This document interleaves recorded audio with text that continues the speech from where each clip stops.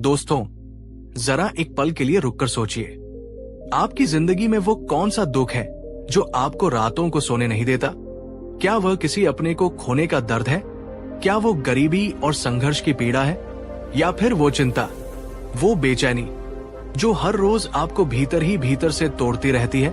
हम सबने अपनी जिंदगी में कभी न कभी दुख की उस गहरी अंधेरी सुरंग का अनुभव किया है, जहां लगता है कि रोशनी की कोई किरण है ही नहीं, जहां हमें विश्वास होने लगता है कि ये दर्द, ये अंधेरा अब हमेशा हमारे साथ ही रहेगा। लेकिन अगर मैं आपसे कहूं कि आपका दुख हमेशा नहीं रहेगा, हाँ, आपने बिल्कुल सही सुना। चाहे आपका दुख आज कितना भी बड़ा, कितना भी गहरा क्यों न हो, वो स्थायी नहीं है। और यही वो अमर सच्चाई है, यही वो शाश्वत नियम है जिसे आज से 2500 साल पहले गौतम बुद्ध ने अपने जीवन में अनुभव किया और पूरी दुनिया को सिखाया। आज की कहानी में हम जानेंगे, जब एक साधारण दुखों से हारा हुआ किसान बुद्ध से मिला और उसने सवाल किया, भगवान, क्या मेरा ये दुख कभी खत्म होगा? और बुद्ध ने उसे जो जवाब दिया, जो मार्ग दिखाया, उसने न सिर्फ उस किसान की जिंदगी हमेशा के लिए बदल दी, बल्कि आज भी हजारों साल बाद ये कहानी हम जैसे लाखों करोड़ों लोगों को आशा की सबसे बड़ी रोशनी देती है। दोस्तों, इस कहानी को शुरू करने से पहले मैं आपसे एक सवाल पूछना चाहता हूं। आप क्या मानते हैं? क्या आपको लगता है कि दुख हमेशा रहता है या ये समय के साथ मिट जाता है? नीचे कमेंट करके पूरी ईमानदारी से जरूर लिखिए, दुख स्थायी है या दुख मिटता है? आपका जवाब हमें ये समझने में मदद करेगा कि हम इस विषय पर कहां खड़े हैं। बहुत साल पहले की बात है। मगध राज्य के एक छोटे से गांव में रामकिशन नाम का एक किसान रहता था। रामकिशन बहुत मेहनती और ईमानदार व्यक्ति था। वो सुबह सूरज उगने से पहले अपने खेतों में पहुंच जाता और सूरज ढलने के बाद ही घर लौटता। उसने कभी किसी का बुरा नहीं किया, हमेशा दूसरों की मदद के लिए आगे रहा। लेकिन ऐसा लगता था जैसे किस्मत हमेशा उससे रूठी ही रहती थी। एक साल उसने अपनी सारी जमा पूंजी लगाकर बेहतरीन बीज बोए, पर उस साल ऐसा सूखा पड़ा कि उसकी सारी फसल आंखों के सामने ही जलकर राख हो गई। अगले साल उसने कर्ज लेकर फिर से खेती की। इस बार फसल बहुत अच्छी हुई। उसके मन में उम्मीद जगी, पर कटाई से ठीक पहले ऐसी मूसलाधार बारिश और बाढ़ आई कि सब कुछ पानी में बह गया।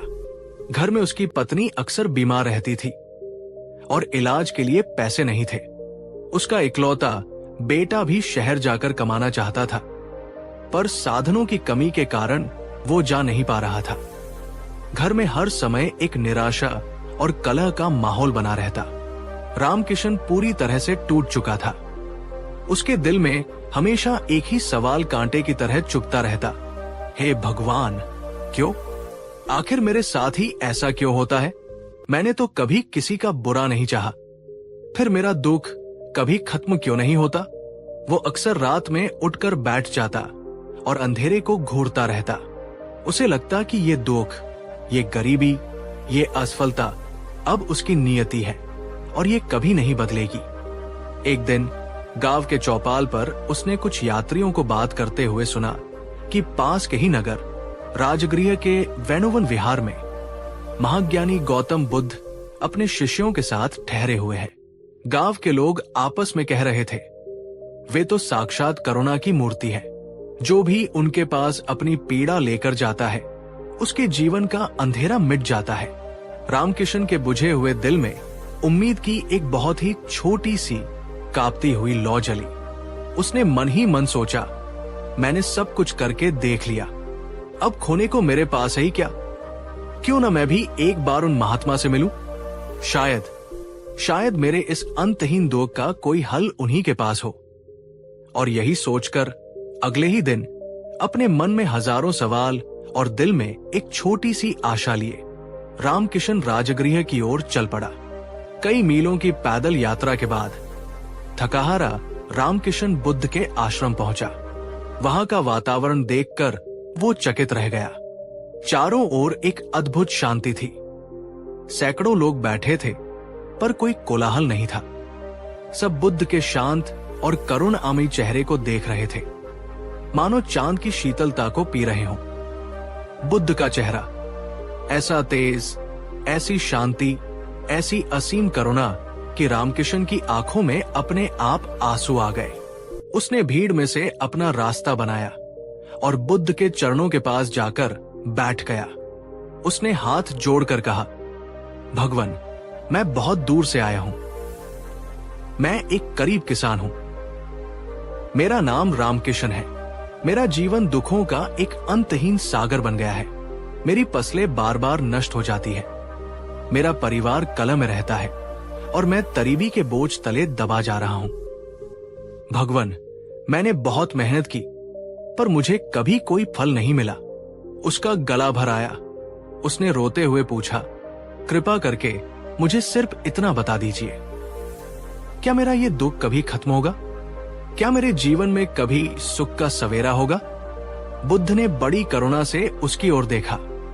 उन्होंने उसे कोई उपदेश नहीं दिया, कोई चमत्कार का आश्वासन नहीं दिया।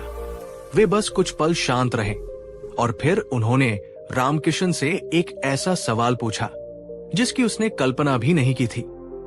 वे मुस्कुराए और बहुत ही धीरे से, कोमलता से बोले, रामकिशन, अपने दुख की बात करने से पहले तुम मुझे ये बताओ, क्या तुम्हारे जीवन में सुख हमेशा रहता है? रामकिशन इस अप्रत्याशित प्रश्न से चौंक गया। उसने कुछ देर सोचा। उसे याद आए वे पल जब उसकी फसल अच्छी हुई थी और वो कितना खुश था। उसे याद आया अपने बेटे के जन्म का दिन जब वो आनंद से नाच उठा था। उसे याद आए अपनी पत्नी के साथ बिताए कुछ प्रेम भरे क्षण। उसने सिर झुकाकर कहा, नहीं प्रभु, सुख तो स्थायी नहीं है। वो तो बिजली की चमक की तरह कभी आता है और कभी चला जाता है। बुद्ध की मुस्कान और गहरी हो गई। उन्होंने कहा, तो फिर वत्स, जब तुम ये जानते हो कि सुख स्थायी नहीं है, तो तुम ये कैसे मान सकते हो कि तुम्हारा दुख स्थायी हो सकता है? ये एक वाक्य नहीं था, ये रामकिशन के मन पर गिरा एक वज्र था। उसने कभी इस तरह से सोचा ही नहीं था। रामकिशन की आंखों में अब भी आंसू थे, पर उनमें अब दुख के साथ साथ एक गहरी जिज्ञासा भी थी। बुद्ध ने अपनी बात को और स्पष्ट करने के लिए उसे एक सुंदर उदाहरण दिया।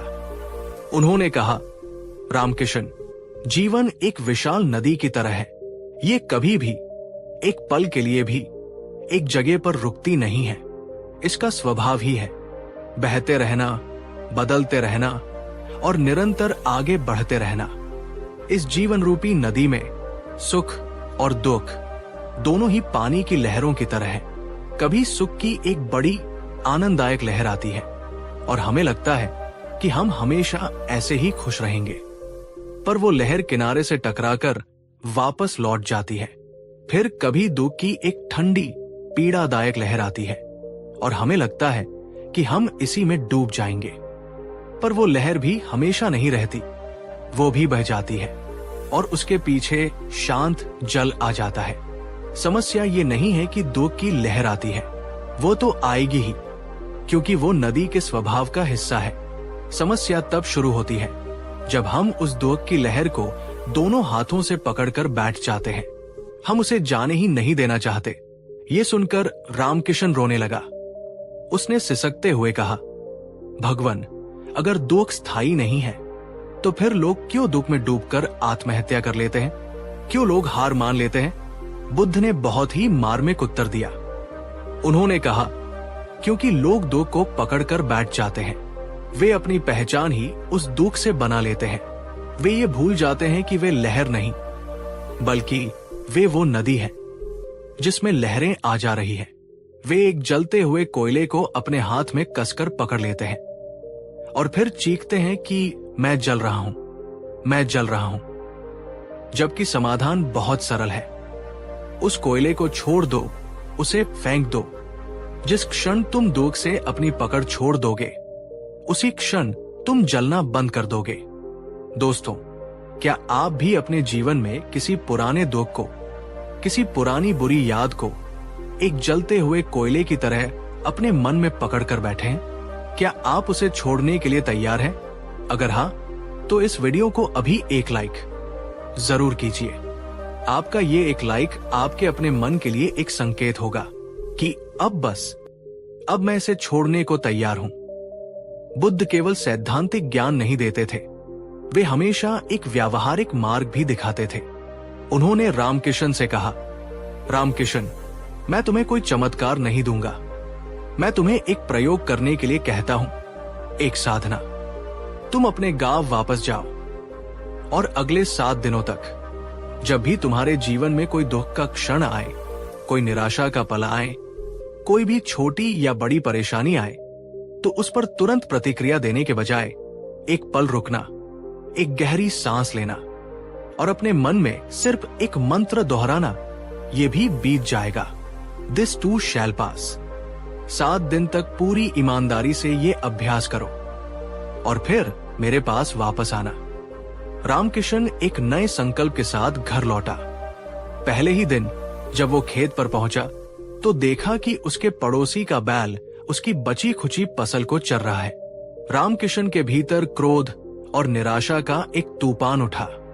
वो उस पड़ोसी को मारने के लिए दौड़ने ही वाला था कि उसे बुद्ध के शब्द याद आए।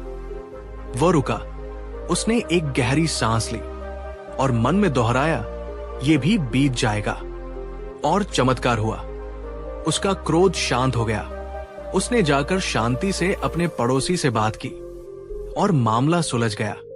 चौथे दिन उसकी पत्नी की तबीयत बहुत ज्यादा खराब हो गई। रामकिशन का दिल बुरी तरह टूट गया। उसे लगा, अब मैं सच में बर्बाद हो जाऊंगा। वो रोने लगा, पर फिर उसने बुद्ध का वो मंत्र याद किया। उसने अपनी आंखों में आंसू लिए हुए अपनी पत्नी का हाथ पकड़कर मन ही मन दोहराया, ये भी बीत जाएगा। इस एक विचार ने उसे टूटने से बचा लिया। उसे हिम्मत दी कि वो वैद्य को बुलाए और इलाज करवाए। और कुछ ही दिनों में उसकी पत्नी ठीक होने लगी।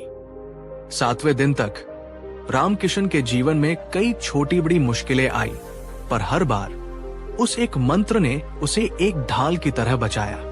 उसने सीखा कि परिस्थितियों पर उसका वश नहीं है, पर उन परिस्थितियों पर वो कैसे प्रतिक्रिया देता है, इस पर उसका पूरा वश है। 7वें दिन के बाद रामकिशन फिर से बुद्ध के पास पहुंचा। इस बार भी उसकी आंखों में आंसू थे, लेकिन ये दुख या निराशा के नहीं थे, ये समझ और कृतज्ञता के आंसू थे। उसने बुद्ध के चरणों में अपना सिर रख दिया और कहा, भगवन, अब मैं समझ गया, दुख स्थायी नहीं है, सुख भी स्थायी नहीं है। ये सब तो बस आता जाता मौसम है। असली समस्या मौसम नहीं, बल्कि हमारी ये आदत है कि हम धूप से चिपक जाते हैं और बारिश को कोसने लगते हैं। आपने मुझे सिखाया कि दुख को पकड़कर बैठ जाना ही सबसे बड़ा दुख है। अगर हम उसे आने दें, उसे महसूस करें और फिर उसे जाने दें, तो दुख खुद ही चला जाता है और हमें पहले से ज्यादा मजबूत और समझदार बनाकर जाता है। बुद्ध ने अपना हाथ उसके सिर पर रखा और शांत स्वर में कहा, बिल्कुल सही रामकिशन, तुम सत्य को जान गए हो। याद रखो, जीवन का एकमात्र स्थायी नियम है परिवर्तन। न सुख स्थायी है, न दुख। सच्चा ज्ञानी, सच्चा योगी वो नहीं है जिसे दुख नहीं होता। सच्चा ज्ञानी वह है जो दुख के बीच में भी अपनी आंतरिक शांति और समता को बनाए रखता है, इस गहरे बोध के साथ कि ये भी बीत जाएगा। तो दोस्तों, आज हमने रामकिशन की इस दिल को छू लेने वाली कहानी के माध्यम से बुद्ध की वो गहरी शिक्षा जानी जो हम सब के लिए एक संजीवनी बूटी की तरह है। दुख स्थायी नहीं है। याद रखिए, आज चाहे आपकी जिंदगी में कितना भी घना अंधेरा क्यों न हो, कल सूरज जरूर निकलेगा। आज चाहे आपकी आंखों में कितने भी आंसू क्यों न हो, कल मुस्कान जरूर लौटेगी। आज चाहे आप कितने भी टूटे हुए क्यों न महसूस कर रहे हो, समय हर घाव को भर देता है। तो जब भी दुख आए, जब भी निराशा आपको घेरे, तो उससे लड़िएगा मत, उसे अपना दुश्मन मत समझिएगा। उसे एक मेहमान की तरह आने दीजिए, उसे महसूस कीजिए और फिर बुद्ध के उस अमर मंत्र को अपने हृदय में दोहराइए, ये भी बीत जाएगा। और यही है बुद्ध का वो अमर संदेश जो हमें हर पीड़ा से पार ले जाने की शक्ति रखता है। दोस्तों, अगर आपको ये कहानी और ये संदेश दिल की गहराइयों तक छू गया है, अगर इसने आपके मन के किसी बोझ को हल्का किया है, तो अभी इस वीडियो को लाइक कीजिए और नीचे कमेंट में पूरी दृढ़ता से लिखिए, दुख स्थायी नहीं है। और अगर आप चाहते हैं कि आपके दोस्त, आपके परिवारजन या कोई भी व्यक्ति जो इस समय किसी दुख से गुजर रहा है, वो भी इस अनमोल शिक्षा को समझे, तो इस वीडियो को उन तक शेयर जरूर कीजिए। क्योंकि याद रखिए, ज्ञान और उम्मीद बांटने से ही बढ़ते हैं। और हाँ, अगर आप बुद्ध की ऐसी ही गहरी और जीवन बदलने वाली शिक्षाओं को सुनते रहना चाहते हैं, तो हमारे इस परिवार का हिस्सा बनने के लिए चैनल को सब्सक्राइब करना बिल्कुल मत भूलिए। हम मिलेंगे अगली कहानी में एक और गहरे सत्य के साथ। तब तक अपना ध्यान रखिए और याद रखिए, आप अपनी परेशानियों से कहीं ज्यादा बड़े हैं। धन्यवाद। नमो बुद्धाय। कहानी 2। दोस्तों, क्या आपने कभी ऐसा महसूस किया है कि आपके पास सब कुछ कहने को है, लेकिन जब बोलने की बारी आती है तो शब्द गले में अटक जाते हैं, आप चुप रह जाते हैं, चेहरा लाल हो जाता है और शर्म व घबराहट आपको रोक देती है। आज मैं आपको एक ऐसी कहानी सुनाने जा रहा हूं जो शायद आपकी अपनी ही कहानी लगे। ये कहानी है एक ऐसे युवक की जो शर्म और घबराहट की इन बेड़ियों में इतना जकड़ा हुआ था कि वो परम ज्ञानी, परम करुणामय गौतम बुद्ध के सामने भी कुछ बोल नहीं पाया। और फिर बुद्ध ने उसे कोई चमत्कार नहीं, कोई औषधि नहीं, बल्कि समझ का वह प्रकाश दिया जिसने उसकी पूरी जिंदगी हमेशा के लिए बदल दी। अगर आप भी कभी शर्म, आत्मसंदेह या लोगों के सामने बोलने की घबराहट के शिकार हुए हैं, तो ये कहानी आपके दिल को छू जाएगी और शायद आपको उस जेल से बाहर निकलने की चाबी भी दे देगी। तो इस वीडियो को आखिर तक पूरे ध्यान से जरूर देखें। अब कहानी शुरू करते हैं। बहुत समय पहले मगध राज्य के एक समृद्ध गांव में एक युवक रहता था। उसका नाम था अर्जुन। अर्जुन में कोई कमी नहीं थी। वो पढ़ाई में बहुत तेज था। उसका हृदय सोने की तरह साफ था और वो बहुत मेहनती भी था। पर उसके भीतर एक बहुत गहरी, एक बहुत पीड़ादायक कमजोरी थी। वो बेहद शर्मीला और घबराने वाला था। उसकी दुनिया खामोशी की दीवारों के पीछे एक चैत थी। जब लोग उससे बात करते तो वो नजरें चुरा लेता और हान में जवाब देकर चुप हो जाता। गांव की सभा में जब किसी महत्वपूर्ण विषय पर चर्चा होती तो उसके मन में बहुत अच्छे विचार आते, पर उन्हें सबके सामने रखने की उसकी कभी हिम्मत ही नहीं हुई। उसका चेहरा लाल हो जाता, हाथ बर्फ की तरह ठंडे पड़ जाते और गला पूरी तरह सूख जाता। यहाँ तक कि शादी ब्याह और त्योहारों के मौकों पर भी जब सब लोग हंसी मजाक करते, नाचते गाते, तो अर्जुन चुपचाप किसी अंधेरे कोने में खड़ा हो जाता, इस डर से कि कहीं कोई उससे कुछ पूछ न ले। धीरे धीरे लोगों ने भी उसे नोटिस करना बंद कर दिया, पर कुछ लोग उसका मजाक उड़ाते। अरे अर्जुन, तू इतना चुप क्यों रहता है? कहीं तेरी जुबान तो नहीं कट गई? कुछ ताना मारते, देखो देखो, ये तो बोल ही नहीं पाता, बड़ा डरपोक है, ये जिंदगी में क्या करेगा। ये ताने, ये उपहास अर्जुन के दिल में जहर की तरह उतरते गए। उन्होंने उसे और भी ज्यादा तोड़ दिया और भी ज्यादा खामोश कर दिया। धीरे धीरे उसकी आत्मा चुप हो गई। वो दिन रात बस एक ही डर के साए में जीता। अगर मैं कुछ बोल दूं और लोग मुझ पर हंस पड़े तो? अगर मेरी बात गलत निकल गई और सबने मुझे मूर्ख समझ लिया तो? अगर मैं अटक गया या मेरी आवाज काम गई तो मेरी कितनी बेइज्जती होगी। यही सोचते सोचते उसकी जिंदगी एक स्वयं निर्मित कैद में बदल गई, जहां वो खुद ही कैदी था और तुध ही जेलर। एक दिन गांव में ये मबर फैली कि करुणा के सागर तथागत गौतम बुद्ध पास के ही नगर में अपने शिष्यों के साथ ठहरे हुए हैं। लोग कहते थे कि उनकी उपस्थिति मात्र से ही मन शांत हो जाता है और उनकी वाणी में ऐसी शक्ति है कि वो पत्थर दिलों को भी पिघला देती है। लोग कहते थे बुद्ध के पास हर समस्या का, हर दुख का हल है। अर्जुन के मन में आशा की एक बहुत ही क्षीण, कांपती हुई किरण जगी। उसने पहली बार अपने जीवन में एक दृढ़ संकल्प लिया, शायद बुद्ध ही मुझे मेरी इस शर्म और घबराहट की जेल से बाहर निकलने का रास्ता बता पाएंगे। लेकिन जैसे ही उसने ये सोचा, उसके भीतर का डर, उसका पुराना शत्रु फिर से उस पर हावी हो गया।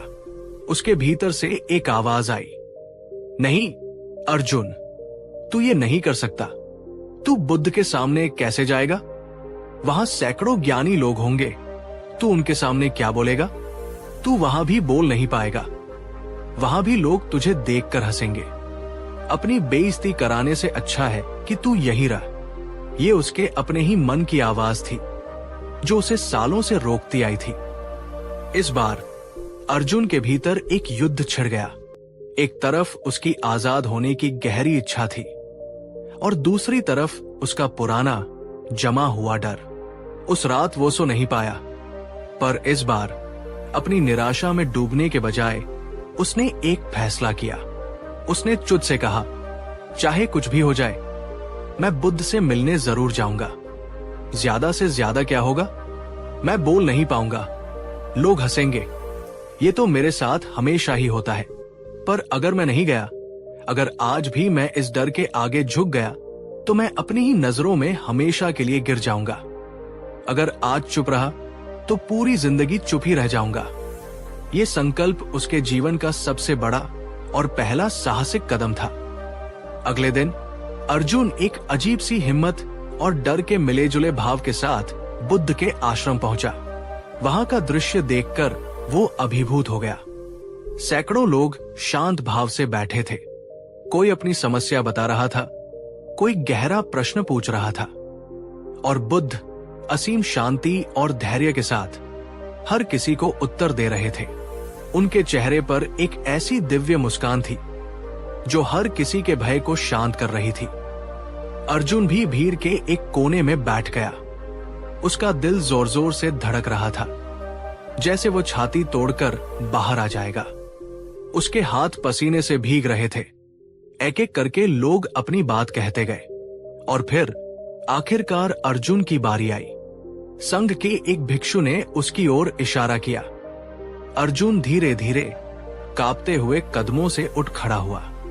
जैसे ही वो खड़ा हुआ, सैकड़ों जोड़ी आंखें उसकी ओर घूम गई। सब उसे ही देख रहे थे।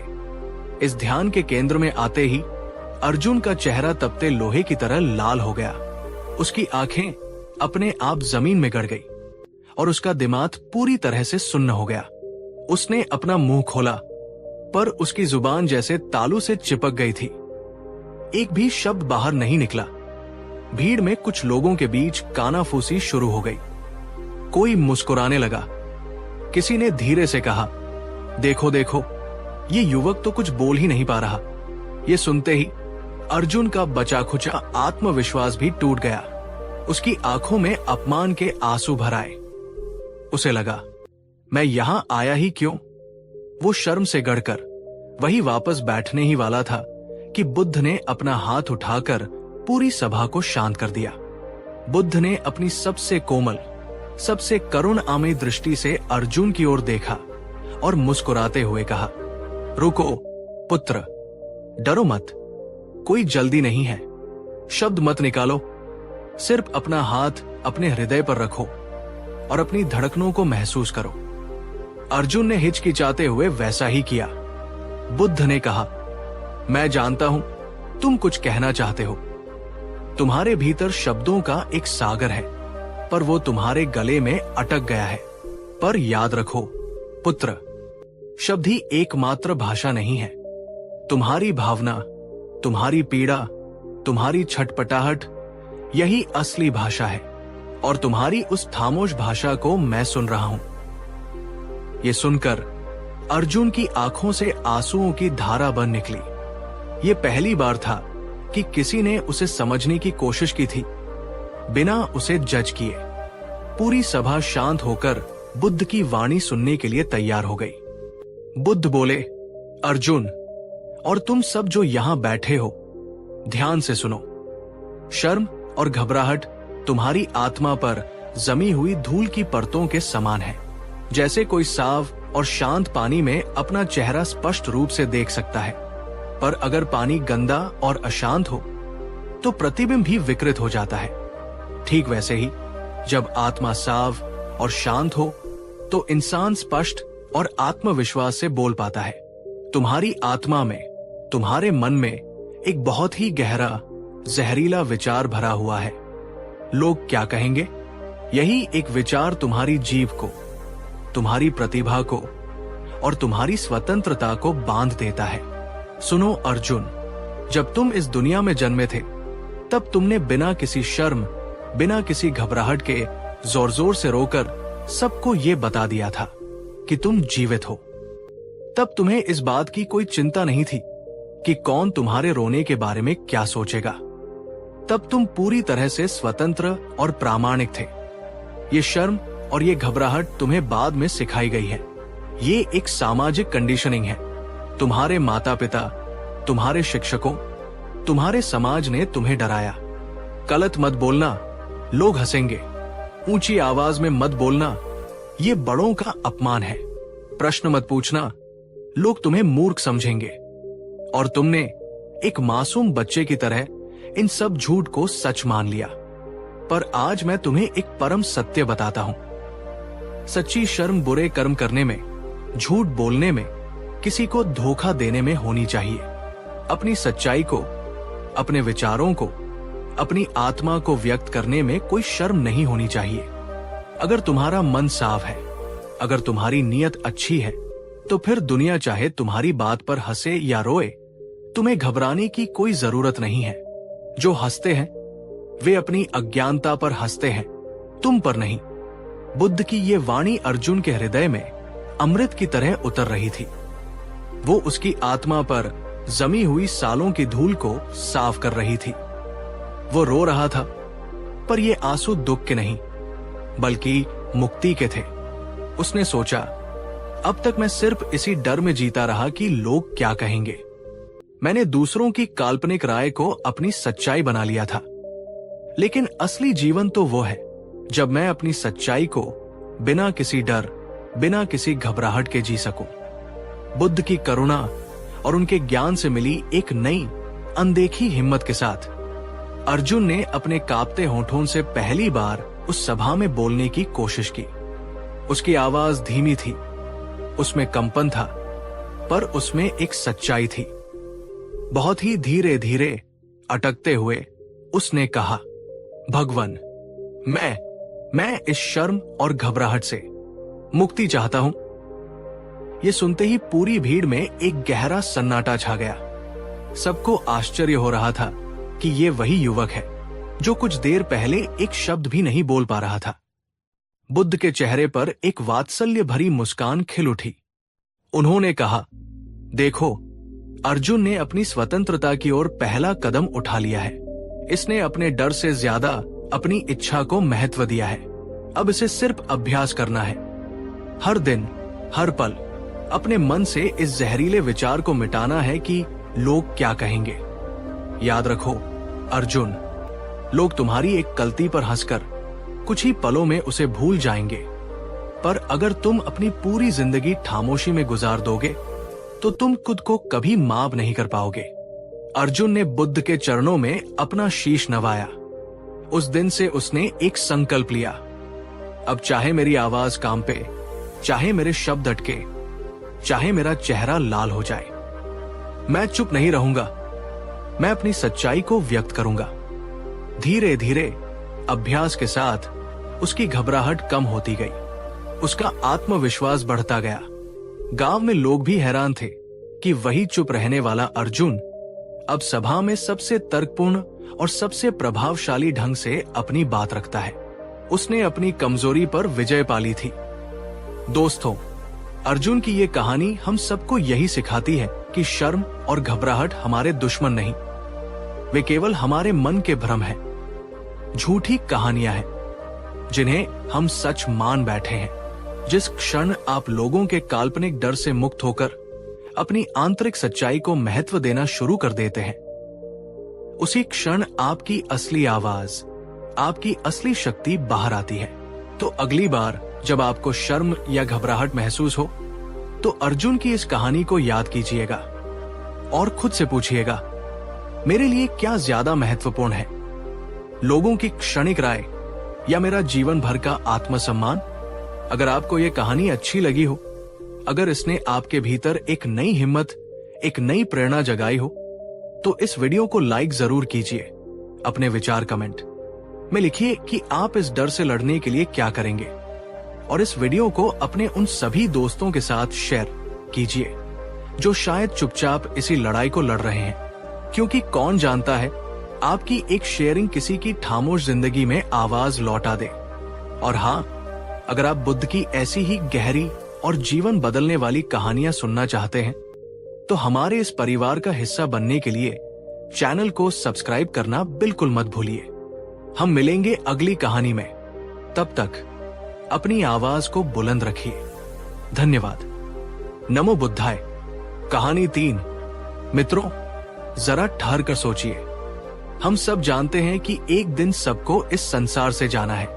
कोई अमीर, कोई गरीब, कोई राजा, कोई साधारण इंसान, कोई भी इस सत्य से बच नहीं सकता। तो फिर सवाल ये उठता है, जब जाना ही है तो हम इतना दुख, चिंता और डर क्यों पालते हैं? क्यों हर छोटी छोटी बात को लेकर हम परेशान होते रहते हैं? आज की इस कहानी में हम गौतम बुद्ध की वही गहरी शिक्षा सुनेंगे जो आपके दिल को छू लेगी और आपकी सोच बदल देगी। ये उस समय की बात है जब बुद्ध राजगृह में प्रवास कर रहे थे। हर दिन दूर दूर से लोग उनके दर्शन और उपदेश सुनने आते। एक दिन एक धनी व्यापारी आया। उसके चेहरे पर चिंता की लकीरें थी, आंखों में डर और मन में बेचैनी। वो बुद्ध के चरणों में गिर पड़ा और बोला, भगवान, मेरा मन हमेशा डर और चिंता से भरा रहता है। मुझे लगता है कि कभी मेरा व्यापार खत्म हो जाएगा, कभी मेरा धन लुट जाएगा, कभी मेरा परिवार मुझसे बिछुड़ जाएगा, और एक दिन तो मुझे खुद भी मरना होगा। ये सोचते सोचते मैं रातों को सो भी नहीं पाता। मुझे बताइए, इस डर से कैसे छुटकारा पाऊं? बुद्ध शांत भाव से उसकी ओर देख रहे थे। उनकी आंखों में करुणा थी, मुस्कान में गहरी शांति। बुद्ध ने धीरे से कहा, व्यापारी, तुम जिस डर से भाग रहे हो, असल में वही डर तुम्हें बांध रहा है। तुम सोचते हो कि मौत से बच जाओगे, लेकिन सत्य तो यह है कि मृत्यु निश्चित है। इससे भागना नहीं, इसे समझना है। मित्रों, जरा सोचिए, क्या आपने भी कभी ऐसी चिंता महसूस की है? धन खोने की, अपनों को खोने की, या खुद की मौत का डर? अगर हाँ, तो इस वीडियो को लाइक कीजिए और कमेंट में लिखिए, हाँ, मैंने भी ये चिंता महसूस की है। क्योंकि ये डर सिर्फ व्यापारी का नहीं, ये हम सबका है। बुद्ध ने व्यापारी को पास बुलाया और कहा, आओ, मैं तुम्हें एक सत्य समझाऊं। मान लो तुम्हारे पास एक सुंदर फूल है। जब तक वो खिला हुआ है तुम खुश होते हो, लेकिन क्या तुम उसे सदा के लिए रोक सकते हो? नहीं, एक दिन वो मुरझा जाएगा।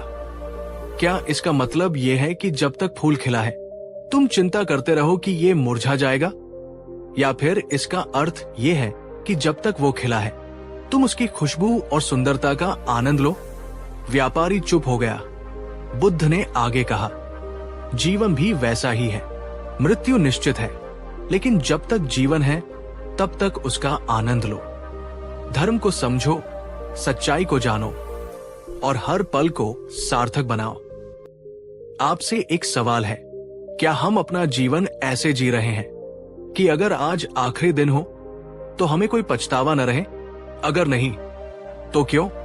कमेंट में जरूर लिखें, मैं आपके विचार पढ़ना चाहूंगा।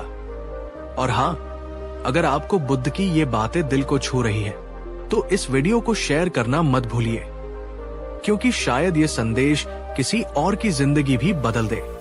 बुद्ध ने व्यापारी को देखा। उसके चेहरे पर अब भी चिंता थी। उसने कहा, भगवान, आपकी बातें तो सच है, पर जब भी मैं अपनी पत्नी, बच्चों और धन के बारे में सोचता हूं तो मेरा मन डर से भर जाता है। मुझे लगता है कि अगर ये सब छिन गया तो मैं क्या करूंगा? मैं तो अकेला रह जाऊंगा। बुद्ध मुस्कुराए और बोले, व्यापारी, मैं तुम्हें एक कहानी सुनाता हूं।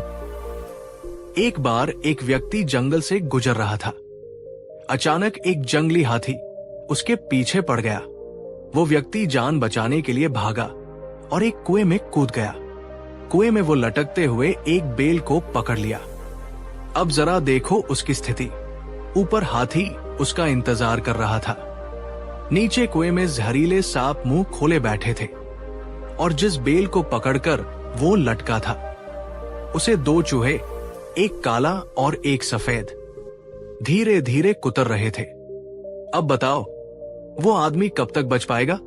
ऊपर मौत, नीचे मौत, और समय धीरे धीरे बेल को काट रहा है। लेकिन तभी उसने देखा कि बेल पर शहद की कुछ बूंदें टपक रही हैं। उसने अपनी जीभ आगे बढ़ाई और उस शहद का स्वाद लेने लगा, जैसे सब भूल गया हो।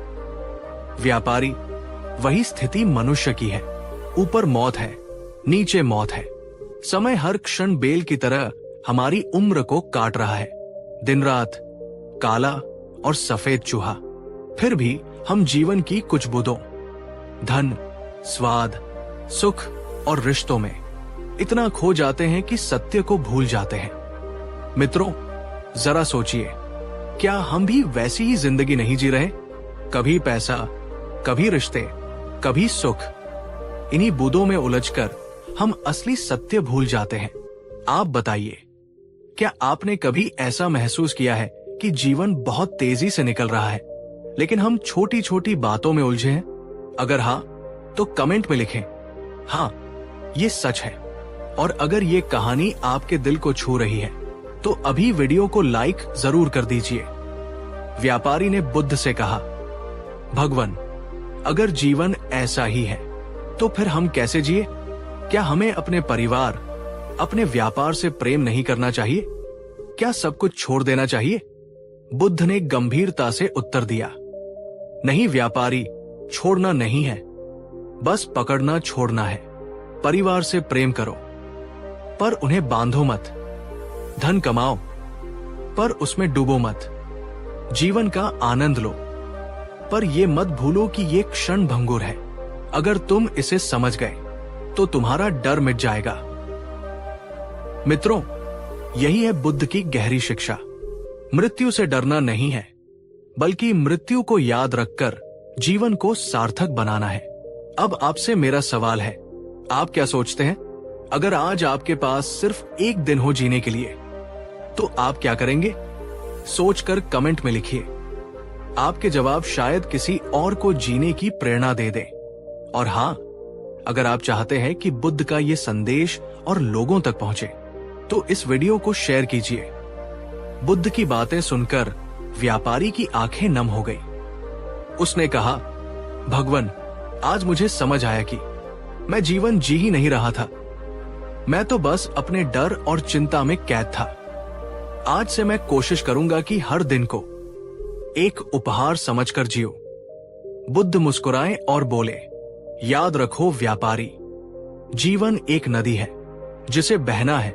तुम उसमें नहाओ, ताजगी पाओ, पर यह मत भूलो कि नदी हमेशा बहती रहती है, उसे रोकना संभव नहीं। व्यापारी ने प्रणाम किया और चला गया। उसके चेहरे पर अब गहरी शांति थी। तो मित्रों, आपने देखा, एक व्यापारी जो हर वक्त चिंता और डर से घिरा था, कैसे बुद्ध की शिक्षा सुनकर बदल गया। उसके जीवन का बोझ हल्का हो गया, क्योंकि उसने समझ लिया, मृत्यु से भागना नहीं है, बल्कि उसे याद रखकर जीना है। अब सवाल यह है, हमें इस शिक्षा से क्या सीखना चाहिए? पहली बात, मृत्यु को याद करो, पर उससे डर मत। अगर हम बार बार सोचें कि एक दिन हमें जाना है, तो हम हर पल को अधिक मूल्यवान मानेंगे। दूसरी बात, चिंता छोड़ो और वर्तमान जियो। भूतकाल जा चुका है, भविष्य आया नहीं, और चिंता सिर्फ हमें वर्तमान का सुख छीन लेती है। बुद्ध ने कहा था, जो बीत गया उसे पकड़ो मत, जो आने वाला है उसकी चिंता मत करो, बस अभी का क्षण जियो। तीसरी बात, प्यार करो पर बांधो मत। परिवार से प्रेम करो पर उन पर अधिकार मत जमाओ। धन कमाओ पर उसमें डूब मत जाओ, क्योंकि जब बंधन छोड़ोगे तभी सच्ची स्वतंत्रता पाओगे। मित्रों, जरा सोचिए, आपने कितनी बार किसी छोटी सी बात पर चिंता करके अपनी नींद खराब की है? कितनी बार भविष्य की सोचकर वर्तमान का आनंद खोया है? अगर आपके साथ भी ऐसा हुआ है तो इस वीडियो को अभी लाइक कीजिए और कमेंट में लिखिए, अब मैं चिंता छोड़कर वर्तमान में जीऊंगा। आपका एक छोटा सा कमेंट किसी और को जीने की नई राह दिखा सकता है। बुद्ध ने कहा था, मृत्यु सबसे बड़ा गुरु है। जो इसे समझ लेता है वो जीवन को सही ढंग से जीना सीख जाता है। तो मित्रों, अगर एक दिन सबको जाना ही है तो क्यों ना हम अभी जी ले? क्यों ना हम अपने भीतर शांति, प्रेम और करुणा भर ले? क्यों ना हम हर दिन को ऐसे जिए जैसे ये हमारा आखिरी दिन हो? याद रखिए, जीवन छोटा है, समय बह रहा है और मृत्यु निश्चित है। तो दुख और चिंता छोड़ो और हर पल को कृतज्ञता और प्रेम से जीना शुरू करो। धन्यवाद। कहानी 4। क्या आप कभी ऐसा महसूस करते हैं कि आपके भीतर एक असीम शक्ति, एक अनंत संभावना छिपी हुई है, पर कोई अदृश्य दीवार, कोई अनजाना सा डर है जो आपको उसे बाहर लाने से रोक देता है? क्या आप कभी ऐसा महसूस करते हैं कि अंदर से आप बहुत कमजोर हैं? छोटी सी परेशानी आपको तोड़कर रख देती है। लोग क्या कहेंगे, ये एक छोटा सा विचार आपके बड़े बड़े सपनों पर ताला लगा देता है। या फिर जिंदगी की चुनौतियां आपको बार बार हार का, टूटने का और बिखर जाने का एहसास कराती हैं? अगर आपका जवाब हाँ है तो मैं आपको बताना चाहता हूं कि आप अकेले नहीं हैं। हम में से ज्यादातर लोग अपनी पूरी जिंदगी अपनी ही बनाई हुई कमजोरियों की जेल में गुजार देते हैं, ये जाने बिना कि उस जेल की चाबी हमेशा से हमारी ही जेब में थी। आज की ये कहानी, आज की ये यात्रा उसी चाबी को खोजने के बारे में है, क्योंकि आज हम सुनने वाले हैं तथागत गौतम बुद्ध की वो गहन, वो जीवन रूपांतरणकारी शिक्षा जो इंसान की सबसे बड़ी कमजोरी को ही उसकी सबसे बड़ी ताकत में बदल देने का रहस्य बताती है। तो दोस्तों, इस वीडियो को आखिर तक पूरे ध्यान और खुले हृदय से जरूर देखिएगा, क्योंकि इस कहानी के अंत तक आपको वो गुप्त रहस्य मिल जाएगा जिसे अपनाकर आप भी अंदर से इतने मजबूत, इतने अटूट हो जाएंगे कि कोई मुश्किल, कोई इंसान, कोई परिस्थिति आपको तोड़ नहीं पाएगी। इस अद्भुत यात्रा को शुरू करने से पहले मैं चाहता हूं कि आप एक संकल्प लें। अगर आप सच में बदलना चाहते हैं, अगर आप अपनी कमजोरियों की जंजीरों को तोड़ने के लिए तैयार हैं, तो अभी नीचे कमेंट में पूरी दृढ़ता से लिखिए, हाँ, मैं भी बदलना चाहती हूं। आपका ये संकल्प आपके अवचेतन मन को ये संकेत देगा कि अब बदलाव का समय आ गया है। बहुत समय पहले श्रावस्ती नगर में प्रसेन नाम का एक युवक रहता था। प्रसेन एक धनी व्यापारी का पुत्र था। वो पढ़ा लिखा था, बुद्धिमान था और उसका हृदय भी बहुत कोमल था। बाहर से देखने पर उसके जीवन में कोई कमी नहीं थी, लेकिन अंदर से प्रसेन बेहद कमजोर और भयभीत रहता था। उसका मन एक सूखे पत्ते की तरह था, जिसे हवा का कोई भी झोंका उड़ा ले जाता था। अगर कोई उसकी थोड़ी सी भी आलोचना कर देता तो वो कई कई दिनों तक उसी के बारे में सोचकर रोता रहता। अगर कोई व्यापारिक निर्णय लेना होता तो वो असफलता के डर से इतना घबरा जाता कि कभी कोई जोखिम ही नहीं उठा पाता था। लोगों के सामने अपनी बात रखने में उसे इतनी शर्म आती थी कि वो अक्सर चुप ही रह जाता, भले ही उसके पास सबसे अच्छे विचार क्यों न हो। जिंदगी की छोटी सी हार भी उसके लिए किसी पहाड़ की तरह भारी हो जाती थी और उसे लगता था कि अब सब कुछ खत्म हो गया। उसका अपना ही मन उसका सबसे बड़ा शत्रु बन गया था। एक दिन अपनी इस आंतरिक घुटन और कमजोरी से थककर वो सब कुछ छोड़कर बुद्ध की शरण में पहुंचा। जो उस समय जेतवन विहार में ठहरे हुए थे। उसने बुद्ध के चरणों में गिरकर आंखों में आंसू भरकर कहा, भगवान, मैं अंदर से बहुत कमजोर हूं। मेरा कोई आत्मसम्मान नहीं है। लोग कुछ भी कहते हैं तो मैं टूट जाता हूं। जरा सी मुश्किल आती है तो मैं हार मान लेता हूं। मेरा अपना ही मन मुझे हर पल धिक्कारता रहता है। कृपा करके मुझे बताइए, मैं मजबूत कैसे बनूं? मैं इस कमजोरी से बाहर कैसे निकलूं? बुद्ध ने प्रसेन की ओर अत्यंत करुणा से देखा। वे उसकी पीड़ा को समझ रहे थे। वे मुस्कुराए और बोले, प्रसेन, हर इंसान के अंदर एक सोई हुई असीम शक्ति का सागर छिपा होता है, लेकिन वो तब तक बाहर नहीं आती जब तक वो इंसान अपनी कमजोरियों को एक शत्रु की तरह देखने के बजाय उन्हें एक शिक्षक की तरह पहचान कर उन्हें बदलने का साहस नहीं करता। दोस्तों, आपको क्या लगता है? क्या हमारी कमजोरियां सच में हमारी दुश्मन है, या वे हमें कुछ सिखाने आती हैं? क्या इंसान अपनी सबसे बड़ी कमजोरी को ही अपनी सबसे बड़ी ताकत बना सकता है? हाँ या नहीं, हमें कमेंट करके अपनी राय जरूर बताइए। बुद्ध ने प्रसेन को अपने पास बैठाया और कहा, तुम्हारी कमजोरी को ताकत में बदलने का पहला और सबसे महत्वपूर्ण रास्ता है अपनी सोच को, अपने दृष्टिकोण को बदलना। याद रखो प्रसेन, जिंदगी की मुश्किलें और चुनौतियां तुम्हें तोड़ने या हराने के लिए नहीं आती, बल्कि वे तुम्हारे भीतर छिपी हुई शक्ति को जगाने आती है। वे उस सोए हुए योद्धा को ललकारने आती है जो तुम्हारे अंदर है। जो इंसान मुश्किलों से डरकर भागता है वो हमेशा कमजोर रह जाता है, लेकिन जो इंसान मुश्किलों का सामना करता है और उनसे सीखने की कोशिश करता है वही अंत में विजयी होता है। फिर बुद्ध ने उसे एक बहुत ही सुंदर कहानी सुनाई।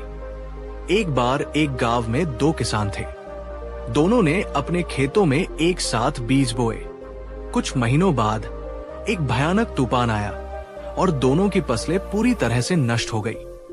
पहला किसान अपनी छाती पीट पीट कर रोने लगा। वो बोला, मैं बर्बाद हो गया, मेरी किस्मत ही फूटी है, अब मेरा कुछ नहीं हो सकता। उसने हार मान ली और फिर कभी खेती नहीं की। लेकिन दूसरा किसान अपनी बर्बाद हुई फसल को देखकर मुस्कुराया। गांव वाले हैरान रह गए और बोले, तुम पागल हो गए हो क्या?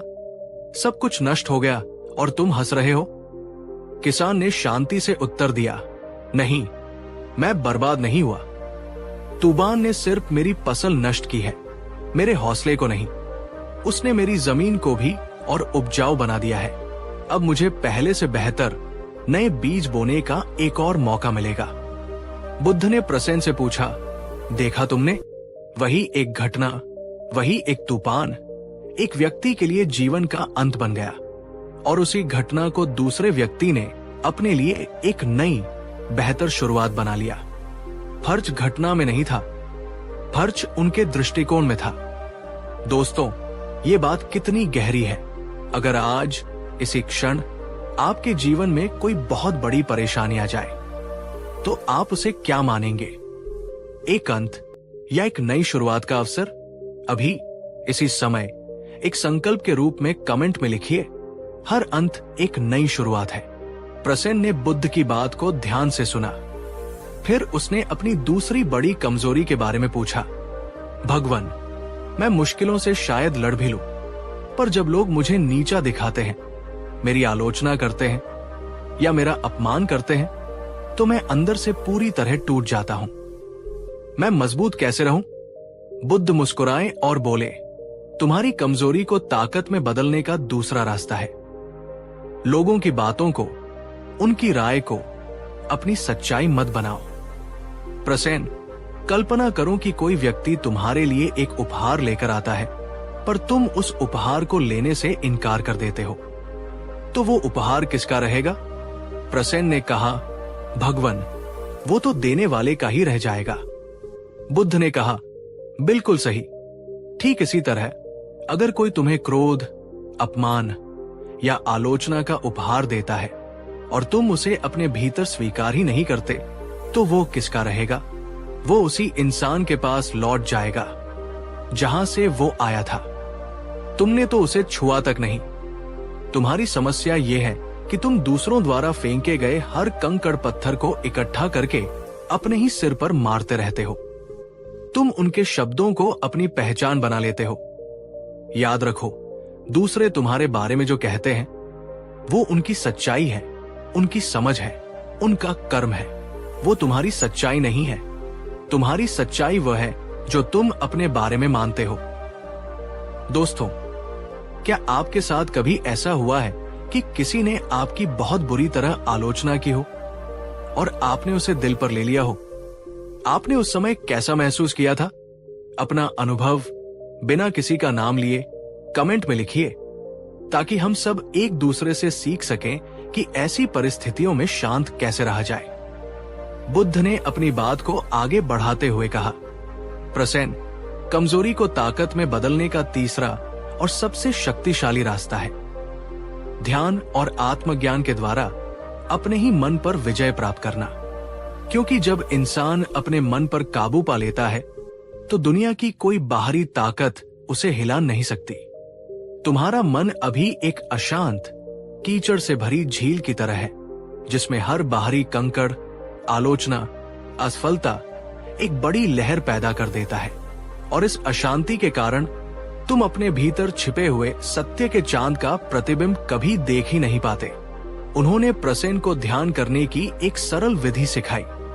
हर सुबह जब दुनिया सो रही हो, कुछ देर शांति से बैठो, अपनी आंखें बंद करो और सिर्फ अपनी आती जाती सांस पर ध्यान दो।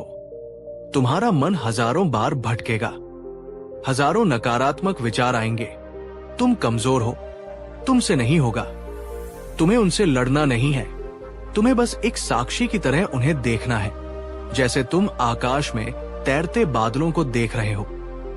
और बहुत ही प्रेम से अपना ध्यान वापस अपनी सांस पर ले आना है और उस शांति के क्षण में अपने भीतर ये संकल्प दोहराओ, मैं शांत हूं, मैं मजबूत हूं, मैं अटूट हूं, मैं अपने हर डर से, अपनी हर कमजोरी से कहीं ज्यादा बड़ा हूं।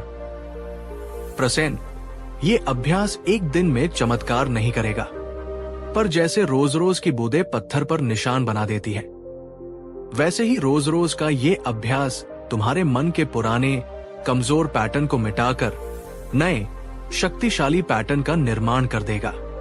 धीरे धीरे तुम्हारा मन तुम्हारी बात मानने लगेगा, और जब मन तुम्हारा मित्र बन जाएगा तो तुम्हें किसी और बाहरी मित्र या सहारे की आवश्यकता ही नहीं रहेगी। दोस्तों, आप में से कितने लोग नियमित रूप से ध्यान या कोई भी ऐसा अभ्यास करते हैं जो आपके मन को शांत करता है? अगर नहीं करते तो क्या आप कल सुबह से सिर्फ 10 मिनट अपने लिए निकालने का संकल्प लेंगे? कमेंट में लिखिए, हाँ, मैं अपने मन के लिए समय निकालूंगा। प्रसेन ने बुद्ध की इन तीनों शिक्षाओं को अपने हृदय में धारण कर लिया। वो वापस नगर लौट गया और पूरी निष्ठा से अभ्यास करने लगा। शुरू में ये बहुत कठिन था। उसका मन बार बार पुरानी आदतों की ओर भागता था, पर उसने हार नहीं मानी। जब भी कोई मुश्किल आती, वो रोने के बजाय रुकता और पूछता, ये मुझे क्या सिखाने आई है? जब कोई उसकी आलोचना करता, वो भीतर ही भीतर मुस्कुराता और सोचता, ये तुम्हारा उपहार है, मैं इसे स्वीकार नहीं करता। और हर सुबह वो नियम से ध्यान करता और अपने भीतर की शक्ति को जगाता। कुछ महीनों बाद वही प्रसेन बुद्ध के पास दोबारा आया, लेकिन इस बार उसकी चाल में एक दृढ़ता थी, उसकी आंखों में एक आत्मविश्वास की चमक थी और उसके चेहरे पर एक गहरी शांति थी। उसने बुद्ध को प्रणाम किया और कहा, भगवान, आपकी करुणा ने मेरा जीवन बदल दिया। अब मैं पहले जैसा कमजोर प्रसेन नहीं हूं। अब लोग कुछ भी कहें, मैं हिलता नहीं हूं, क्योंकि मैं जानता हूं कि मेरी कीमत उनकी राय पर निर्भर नहीं करती। अब मुश्किलें आती हैं तो मैं उनसे डरता नहीं, बल्कि मैं ये सोचता हूं कि ये मुझे और मजबूत बनाने आई है। और आपके दिए हुए ध्यान के अभ्यास से मुझे अपने ही भीतर शांति और शक्ति का वो तजाना मिल गया है, जिसे मैं बाहर की दुनिया में खोजता फिरता था। अब मुझे समझ आया कि मेरी सबसे बड़ी कमजोरी ही मेरी सबसे बड़ी ताकत बनने का द्वार थी। बुद्ध मुस्कुराए और बोले, प्रसेन, यही जीवन का परम रहस्य है। कमजोरी बाहर की परिस्थितियों में नहीं होती, वो हमारे मन के दृष्टिकोण में होती है। और ताकत भी बाहर से नहीं आती, वो भी हमारे मन की सही समझ से ही पैदा होती है। जब तुम अपने मन को जीत लेते हो तो तुम पूरी दुनिया को जीत लेते हो। दोस्तों, प्रसेन की ये कहानी सिर्फ एक कहानी नहीं है, ये हम सबकी कहानी है। हम सबके भीतर एक कमजोर, डरा हुआ प्रसेन छिपा है, और साथ ही हम सबके भीतर एक शक्तिशाली, जागा हुआ बुद्ध भी छिपा है। चुनाव हमारा है कि हम किसे पोषित करते हैं, हम किसे अपनी सच्चाई बनाते हैं। बुद्ध की ये अद्भुत शिक्षा हमें यही सिखाती है कि अपनी कमजोरियों से भागो मत, उन्हें समझो। मुश्किलों को श्राप नहीं बल्कि वरदान मानो। अपनी शक्ति के लिए दूसरों पर निर्भर मत रहो, उसे अपने भीतर खोजो। याद रखिए, आप वो नहीं है जो लोग आपके बारे में कहते हैं, आप वो भी नहीं है जो आपका मन आपके बारे में कहता है। आप उन सबसे कहीं ज्यादा, कहीं गहरे और कहीं अधिक शक्तिशाली है। कहानी 5। नमस्कार मेरे प्यारे आत्मिक मित्रों, क्या आपके साथ कभी ऐसा हुआ है कि दिन भर की थकान के बाद जब आप रात को बिस्तर पर सोने जाते हैं तो आपका शरीर तो थक कर चूर होता है, पर आपका दिमाग, आपका मन रुकने का नाम ही नहीं लेता। एक के बाद एक विचार, अतीत की कोई भूली हुई बात, भविष्य की कोई अनजानी चिंता, किसी की कही हुई कोई कड़वी बात या कोई अधूरा काम। विचारों का एक ऐसा अंतहीन सिलसिला शुरू हो जाता है जो आपकी नींद, आपकी शांति और आपके अगले दिन के सुख को भी चुरा ले जाता है। इस मानसिक स्थिति को हम आम भाषा में ओवरथिंकिंग या ज्यादा सोचना कहते हैं। ये आज के युग की सबसे बड़ी, सबसे आम और सबसे अदृश्य महामारी है। ये एक ऐसा चोर है जो बिना किसी आवाज के हमारे ही भीतर बैठकर हमारी सबसे कीमती चीज, हमारे मन की शांति को लूट लेता है। ज्यादा सोचने के कारण हम छोटे छोटे निर्णय नहीं ले पाते। ज्यादा सोचने के कारण हम हर बात में नकारात्मक संभावनाएं खोजने लगते हैं। ज्यादा सोचने के कारण हम वर्तमान क्षण का आनंद लेना ही भूल जाते हैं। लेकिन सवाल यह है, हम ज्यादा सोचते क्यों हैं? और क्या इस अंतहीन विचार चक्र को रोकने का, इससे मुक्त होने का कोई उपाय है? हाँ, है। और ये उपाय आज से 2500 साल पहले तथागत गौतम बुद्ध ने बड़ी ही गहराई और स्पष्टता के साथ समझाया था। आज की इस कहानी में हम एक ऐसे ही व्यक्ति से मिलेंगे जो ज्यादा सोचने की इस बीमारी से पीड़ित था, और जानेंगे कि बुद्ध ने उसे क्या अद्भुत और जीवन परिवर्तनकारी समाधान दिया। तो अगर आप भी अपने मन के इस अनियंत्रित शोर से थक चुके हैं और एक शांत, स्पष्ट और आनंदपूर्ण मन चाहते हैं, तो इस वीडियो को अंत तक बहुत बहुत ध्यान से देखिएगा, क्योंकि आज जो आप सीखने वाले हैं वो आपको एक गहरी और सुकून भरी नींद का उपहार दे सकता है। इस महत्वपूर्ण यात्रा को शुरू करने से पहले मेरा आपसे एक छोटा सा निवेदन है। ये ज्ञान हर उस व्यक्ति तक पहुंचना चाहिए जो आज रात शायद अपने ही विचारों के जाल में उलझकर बेचैन है। अगर आप भी ऐसा मानते हैं तो इस वीडियो को अभी एक लाइक देकर अपना समर्थन व्यक्त करें।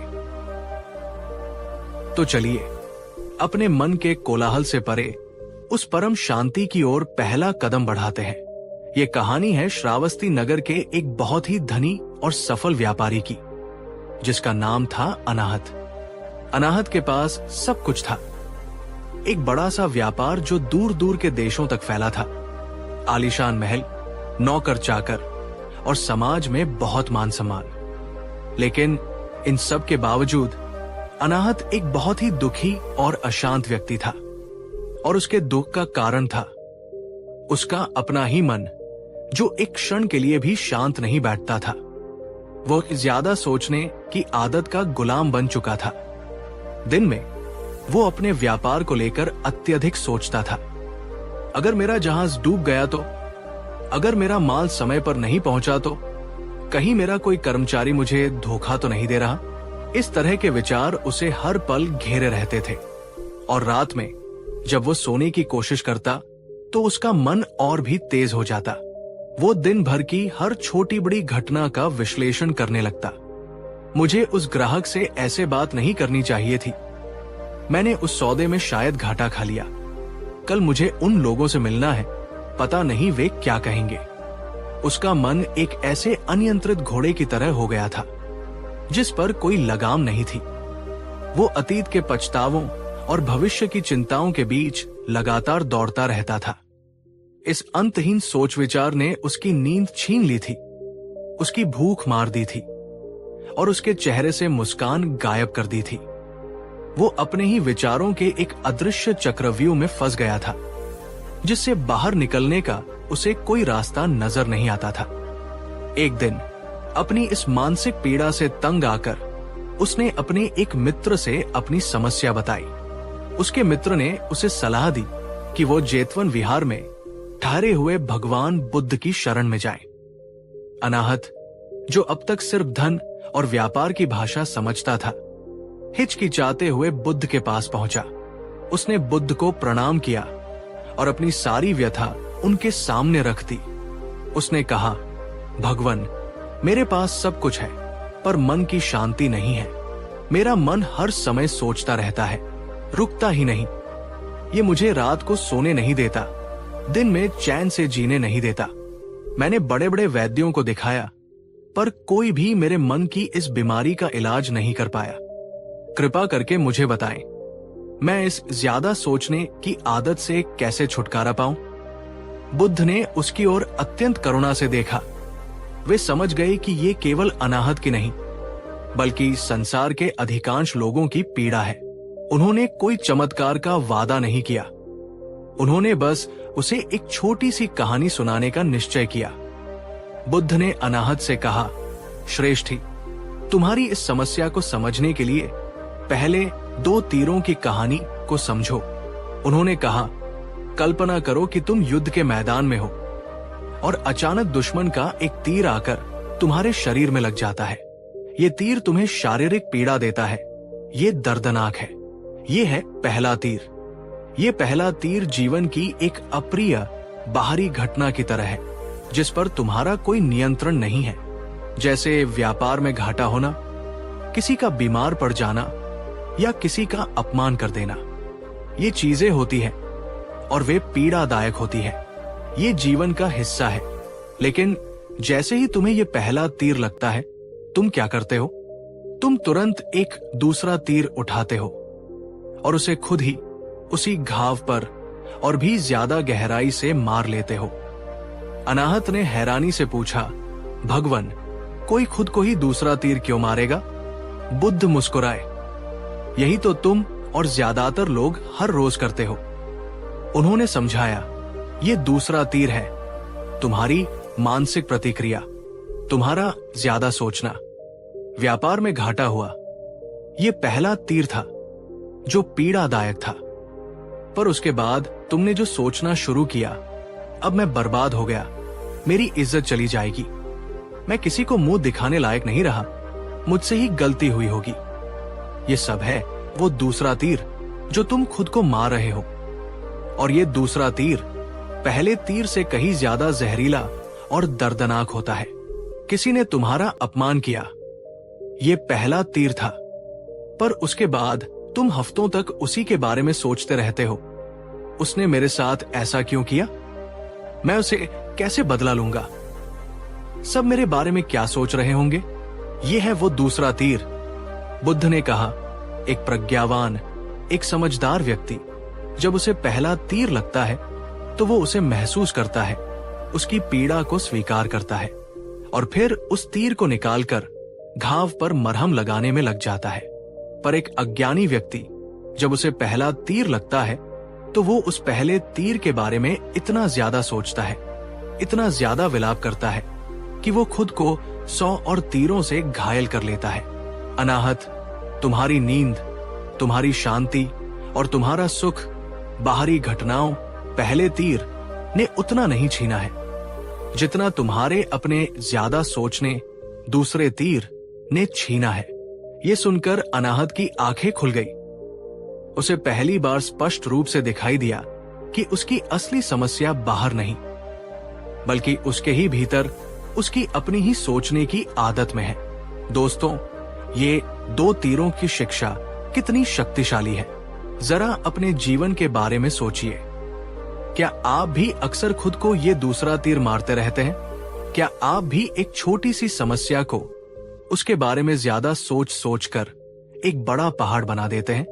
अगर बुद्ध की ये कहानी आपको अपनी इस आदत को पहचानने में मदद कर रही है, तो इस वीडियो को एक लाइक करें और नीचे कमेंट में पूरी ईमानदारी से लिखें, हाँ, मैं भी दूसरा तीर मारता हूं। ये स्वीकृति ही बदलाव की ओर पहला कदम है। अब जब अनाहत अपनी समस्या की जड़ को समझ चुका था, तो उसने बुद्ध से पूछा, भगवान, मैं ये तो समझ गया कि मैं खुद को ही दूसरा तीर मारता हूं, पर मैं ऐसा करता क्यों? मेरा मन रुकता क्यों नहीं? ये इतना बेचैन क्यों है? बुद्ध ने समझाया, तुम्हारे मन का स्वभाव ही एक बंदर की तरह है।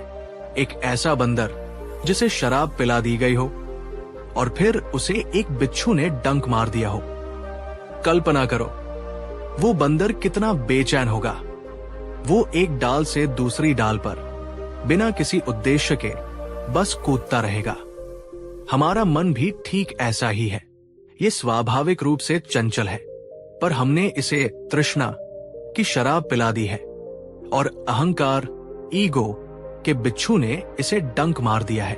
इसलिए ये और भी ज्यादा बेचैन हो गया है। ये निरंतर अतीत और भविष्य के बीच कूदता रहता है। बुद्ध ने ज्यादा सोचने के 2 मुख्य कारण बताए। 1, अनिश्चितता का भय। हमारा मन नियंत्रण, कंट्रोल चाहता है। वो हर चीज को जानना चाहता है, हर परिणाम को सुनिश्चित करना चाहता है, और भविष्य स्वभाव से ही अनिश्चित है। इस अनिश्चितता के भय के कारण हमारा मन भविष्य की हर संभव नकारात्मक परिस्थिति के बारे में सोचने लगता है, ताकि वो उसके लिए तैयार रह सके। पर इस तैयारी की प्रक्रिया में वो उन सभी काल्पनिक परिस्थितियों को सच मानकर आज ही उनका दुख भोगने लगता है। 2, पूर्णता की तलाश। हमारा मन हर चीज में पूर्णता चाहता है। हम कोई भी निर्णय लेने से पहले उसके हर पहलू के बारे में 100 बार सोचते हैं, क्योंकि हम एक गलत निर्णय लेने से डरते हैं। हम कोई भी काम शुरू करने से पहले उसके बारे में इतना ज्यादा सोचते हैं कि हम कभी उसे शुरू ही नहीं कर पाते। हम एक परफेक्ट योजना, एक परफेक्ट समय का इंतजार करते रहते हैं, जो कभी आता ही नहीं। अनाहत, तुम्हारा मन इसलिए नहीं रुकता क्योंकि तुमने उसे ये गलत प्रशिक्षण दे दिया है कि ज्यादा सोचना ही समस्याओं का समाधान है, जबकि सच्चाई इसके ठीक विपरीत है। अत्यधिक सोचना ही अपने आप में सबसे बड़ी समस्या है। अब हम आते हैं उस सबसे महत्वपूर्ण हिस्से पर, बुद्ध का अद्भुत समाधान। बुद्ध ने मन के इस बंदर को मारने या भगाने की बात नहीं की। उन्होंने उसे प्रशिक्षित करने, उसे शांत करने का मार्ग बताया। बुद्ध ने अनाहत को 3 चरणीय समाधान दिया। पहला कदम, विचारों से दूरी बनाओ। सबसे पहले ये समझना सीखो कि तुम अपने विचार नहीं हो। विचार तुम्हारे मन में उठने वाली लहरों की तरह है। वे आते हैं और जाते हैं। तुम लहरें नहीं, तुम वो गहरा, शांत सागर हो जो उन लहरों को देख रहा है। व्यावहारिक उपाय, जब भी तुम्हारा मन ज्यादा सोचने लगे, तो उन विचारों में उलझने के बजाय उनसे एक कदम पीछे हटो और मन ही मन उन पर एक लेबल लगाओ। जैसे, हाँ, ये भविष्य की चिंता वाला एक विचार है, ये अतीत के पछतावे वाला एक विचार है, ये एक आलोचनात्मक विचार है। जब तुम अपने विचारों को सिर्फ विचार के रूप में देखना सीख जाते हो, तो उनकी तुम्हें नियंत्रित करने की शक्ति अपने आप कम हो जाती है। तुम उनके नाटक के अभिनेता बनने के बजाय दर्शक बन जाते हो। दूसरा कदम, मन को एक काम दो। मन का स्वभाव है भटकना। उसे खाली नहीं छोड़ा जा सकता। अगर तुम उसे कोई एक काम नहीं दोगे, तो वो अपने आप हजारों व्यर्थ के कामों में उलझ जाएगा।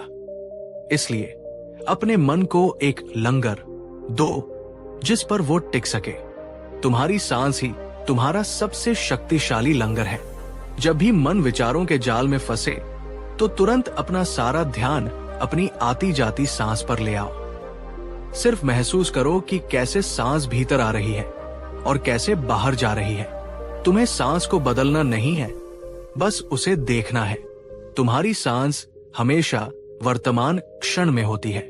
जैसे ही तुम अपनी सांस से जुड़ते हो, तुम्हारा मन अतीत और भविष्य की यात्रा से लौटकर वर्तमान के शांत घर में वापस आ जाता है। तीसरा कदम, विचारों के लिए एक समय नियत करो। अगर तुम्हारा मन बहुत ज्यादा ही सोचता है तो उससे दिन भर लड़ने के बजाय उसके साथ एक समझौता कर लो।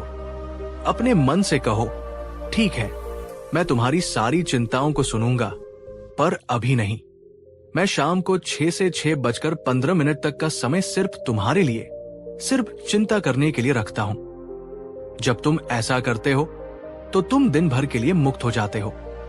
और जब शाम को तुम उस नियत समय पर चिंता करने बैठते हो तो तुम पाओगे कि तुम्हारी आधी से ज्यादा चिंताएं या तो व्यर्थ थी या अब उतनी बड़ी नहीं लग रही। अनाहत ने बुद्ध के इन सरल पर गहन उपायों को अपने जीवन में अपनाना शुरू किया। शुरू में यह बहुत कठिन था। उसका मन बार बार अपनी पुरानी आदतों की ओर भागता था, पर उसने धैर्य नहीं छोड़ा।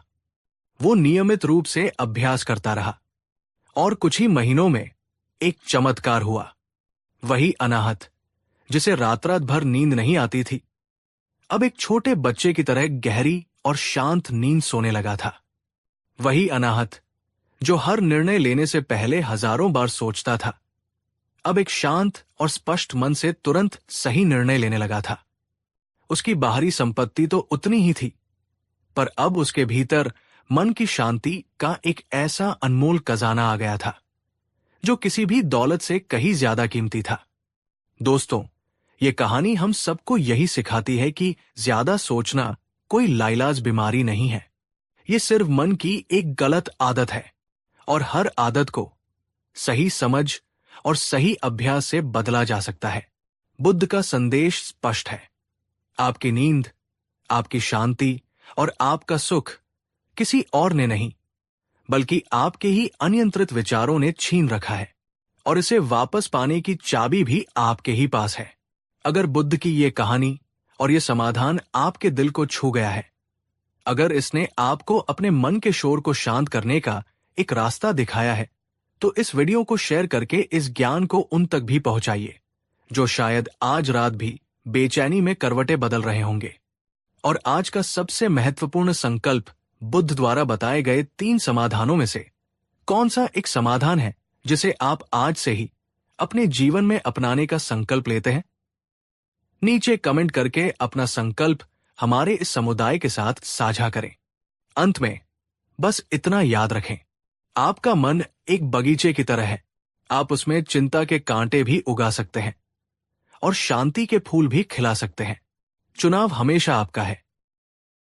क्या आपने कभी यह सोचा है कि आपका सबसे बड़ा दुश्मन कौन है? क्या वह दुनिया है? क्या वे आपके मुश्किल हालात हैं? या कोई ऐसा इंसान है जो आपको आगे नहीं बढ़ने देता? आज से 2500 साल पहले एक प्रज्ञावान पुरुष तथागत गौतम बुद्ध ने इसका एक ऐसा उत्तर दिया जो शायद आपको चौंका दे, शायद आपको हिलाकर रख दे। बुद्ध कहते हैं, नहीं, तुम्हारा सबसे बड़ा शत्रु, तुम्हारा सबसे बड़ा मित्र और तुम्हारी सबसे बड़ी शक्ति कोई और नहीं, तुम्हारा अपना ही मन है। आज की इस अद्भुत कहानी में हम जानेंगे कि कैसे एक साधारण सा युवक जो खुद को दुनिया का सबसे कमजोर और अभागा इंसान मानता था, उसने बुद्ध के मार्गदर्शन से अपने ही मन की उस असीम सोई हुई शक्ति को पहचाना और कैसे उसका जीवन हमेशा हमेशा के लिए बदल गया। लेकिन इस कहानी के अंत में एक ऐसा मोड़ है, एक ऐसा गहरा रहस्य है जो आपके अपने मन को देखने का नजरिया हमेशा के लिए बदल सकता है। ये कहानी सिर्फ सुनने के लिए नहीं, बल्कि आपके भीतर एक क्रांति लाने के लिए है। तो इस वीडियो को अंत तक पूरे ध्यान से जरूर देखें।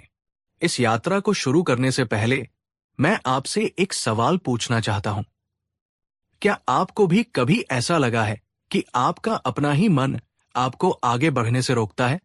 कि आपके ही विचार आपके सबसे बड़े दुश्मन बन जाते हैं? अगर हाँ, तो नीचे कमेंट में पूरी ईमानदारी से सिर्फ हाथ लिखें। आपका ये स्वीकार करना ही बदलाव की ओर पहला कदम होगा।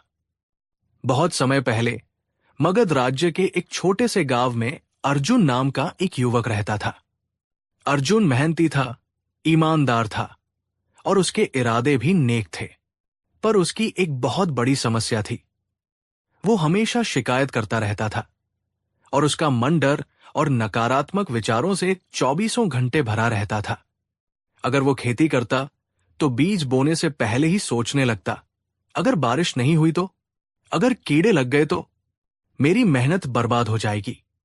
अगर वो कोई नया काम शुरू करने की सोचता तो उसका मन कहता, ये तुझसे नहीं होगा, तू हमेशा असफल ही हुआ है, इस बार भी हारेगा।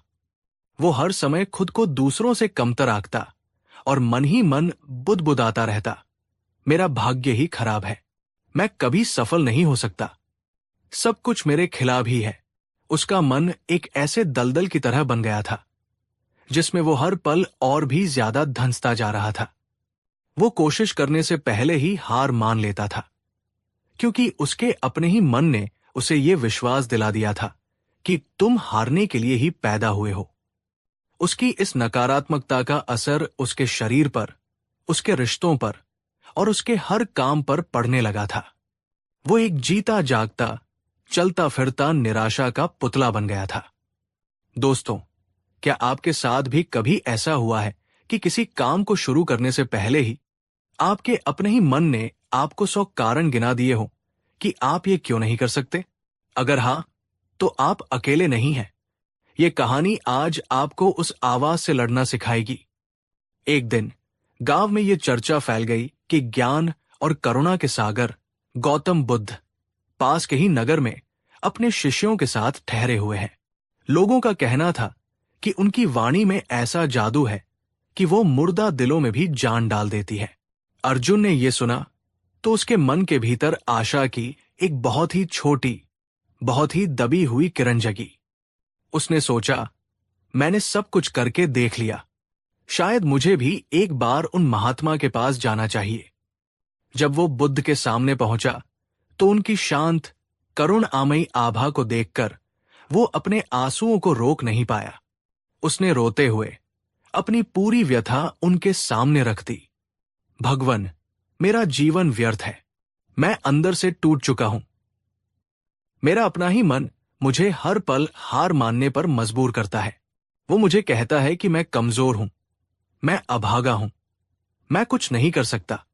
भगवन, मुझे इस नर्क से बचाइए, मुझे मेरे ही मन से बचाइए।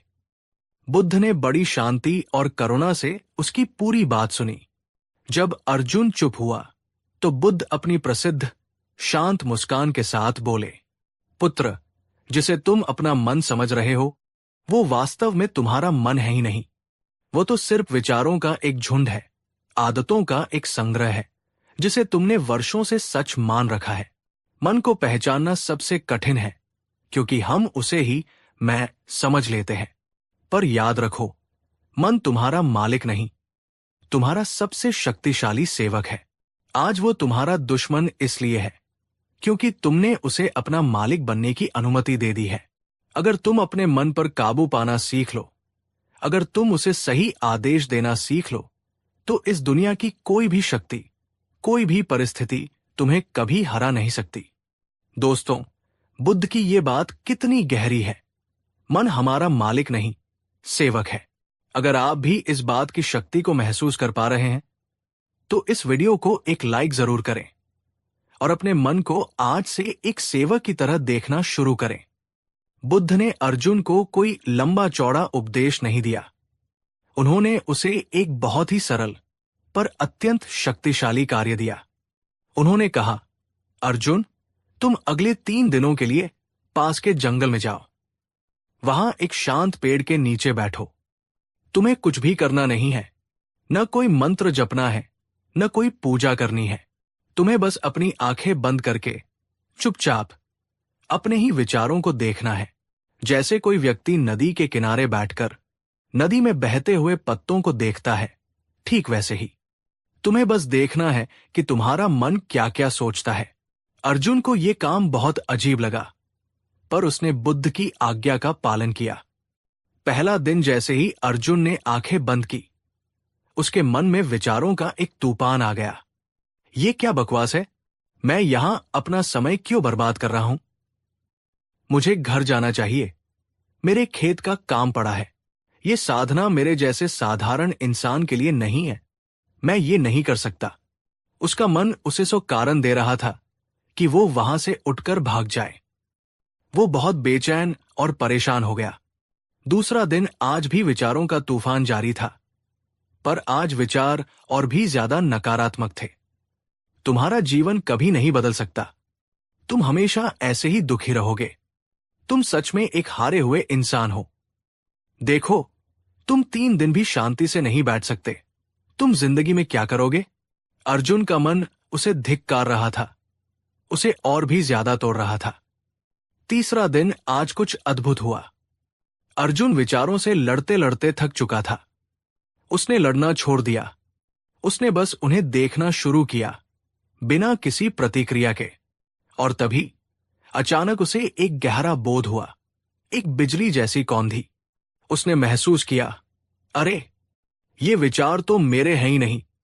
ये तो आकाश में तैरते हुए बादलों की तरह हैं, जो आते हैं, कुछ देर रुकते हैं, और अगर मैं उनमें उलझूं नहीं, अगर मैं उन्हें पकड़ूं नहीं, तो वे अपने आप ही आगे चले जाते हैं। मैं इन विचारों से अलग हूं।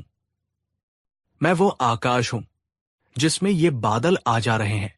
मैं इन विचारों का निर्माता नहीं, सिर्फ इनका दृष्टा हूं, इनका साक्षी हूं।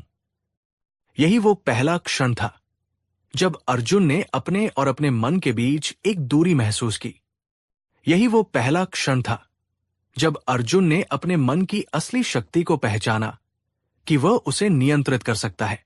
अर्जुन एक नए आत्मविश्वास और एक नई समझ के साथ बुद्ध के पास वापस पहुंचा। उसने उत्साहित होकर कहा, भगवन, मैं देख आया, मैं समझ गया। मेरा मन तो एक चंचल बंदर की तरह है, जो एक डाल से दूसरी डाल पर कूदता रहता है।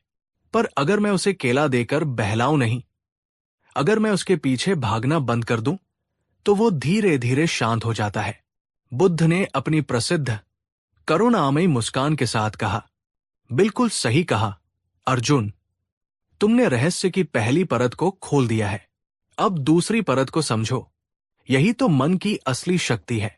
जब तुम ये जान जाते हो कि तुम अपने विचारों से अलग हो, तो तुम उन पर शासन कर सकते हो।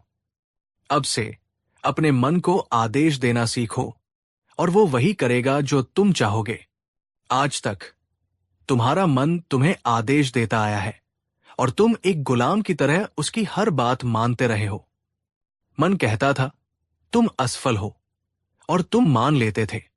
मन कहता था डरो, और तुम डर जाते थे। अब तुम्हें इस समीकरण को पलटना है। अब से तुम अपने मन से कहो, मैं असफल नहीं, मैं सीख रहा हूं। मैं कमजोर नहीं, मैं शक्तिशाली हूं। मैं हारा हुआ नहीं, मैं एक विजेता हूं।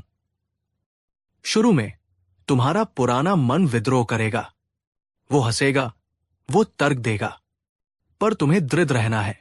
जैसे एक मूर्तिकार छेनी और हथौड़े की निरंतर चोट से पत्थर को एक सुंदर मूर्ति में बदल देता है, वैसे ही तुम्हें भी सकारात्मक और शक्तिशाली विचारों की निरंतर चोट से अपने मन के पुराने नकारात्मक पैटर्न को तोड़कर उसे एक नए सकारात्मक आकार में ढालना है। दोस्तों, आप अपने मन से रोज कौन सा वाक्य सबसे ज्यादा बोलते हैं? मैं ये नहीं कर सकता या मैं ये कर सकता हूं?